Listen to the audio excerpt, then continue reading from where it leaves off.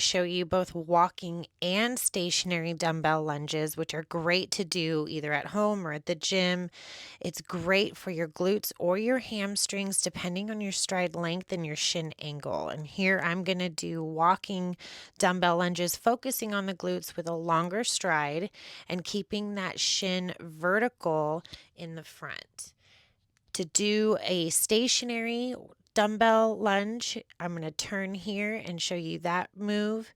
I'm going to stay on one side, keeping my torso in the middle of my body here, as you can see, and lowering down slow and controlled. Now, the shorter your stride, the more quad activation. The longer your stride, the more glute activation. So bring your feet closer together if you want to train more quads, and keep your legs spread out more if you want more glutes. Now, as you lower that back knee down, you want to make sure you keep that front shin vertical. Think 90 degrees but at both knees.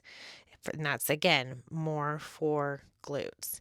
And for the walking lunge, you're going to step forward with your leading leg. Again, front shin stays vertical, long stride, more glutes. Turning here to the side so you can see stationary lunge again, keeping it to one side at a time so that I'm really fatiguing that muscle out as opposed to alternating when you walk. And you'll notice my front knee goes forward a little more than I'd like to as I'm playing this back for glute focused. So hopefully I correct this here towards the end, and I didn't. Oh well.